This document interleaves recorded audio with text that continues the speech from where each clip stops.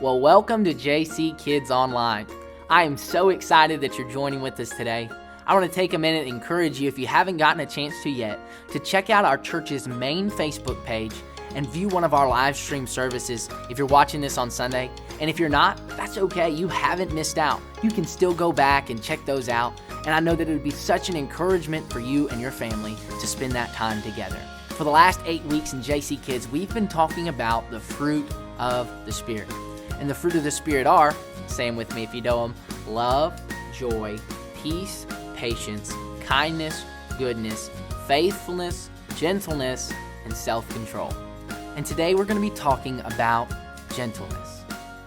And gentleness is, well, our main point for today, being ready to listen. Now I want you to say that with me. Ready? Gentleness is being ready to listen. Every week when we gather as JC Kids, we have a creed that we say together. And it's just several things that we believe about ourselves and about each other, that as conquerors in Jesus, we act a certain way so that we can have fun, so that we can be safe, so that we can learn what God has for us in that day. And one of the things that we always say is that because I'm a conqueror, I have listening ears. And that's what gentleness is. It's having listening ears. Our memory verse today comes from the book of Proverbs, chapter 12 and verse 15, and it says, "The wise listen to others." The wise listen to others. I want to tell you a story about some people that weren't so wise and that chose to listen to themselves and not to others.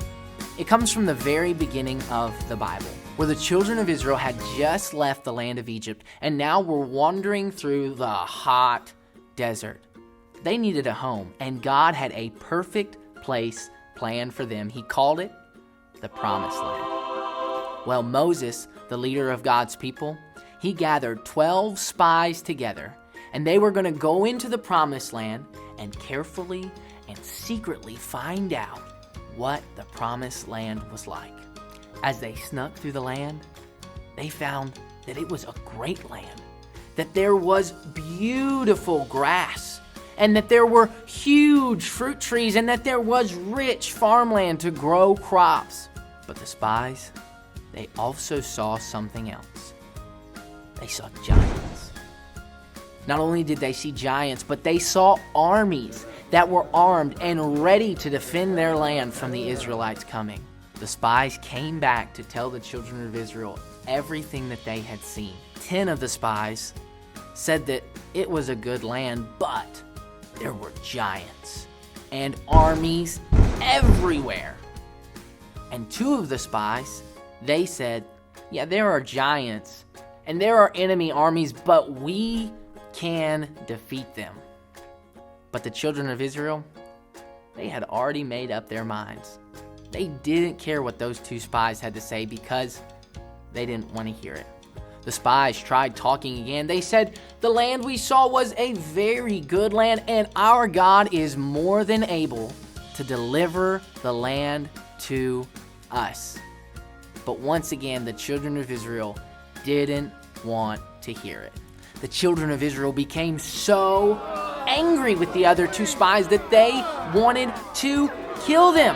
They didn't want to hear what they had to say, and they didn't want to go into a land with giants. They thought that they already knew what was best. Well, this story is kind of a sad one, because that group of the children of Israel, they wandered in the desert for the rest of their life and never got to go into the Promised Land. God would have helped them defeat the giants, and God would have helped them defeat the armies and deliver the land into their hands, but they had already decided that they didn't want to hear what those 2 spies had to say. Another word in the Bible we sometimes see for gentleness is the word meek.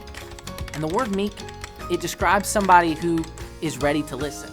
Somebody who doesn't always think they're right or doesn't always think that they know what's best.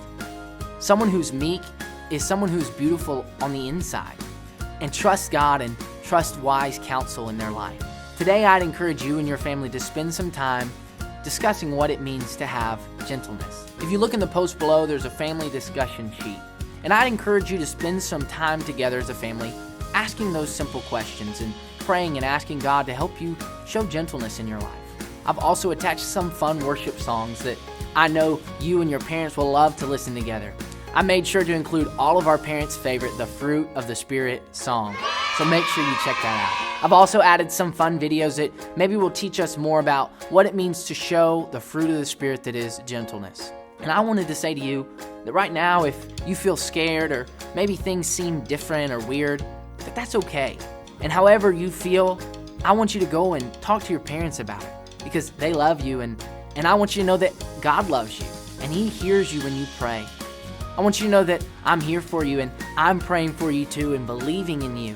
I want our parents to know that if I can encourage you or pray for you in any way, feel free to email me and contact our office or reach out and let me know how I can serve you in this time. Well, that's all for me. I love you. God loves you. I'm praying for you, and I'll see you soon.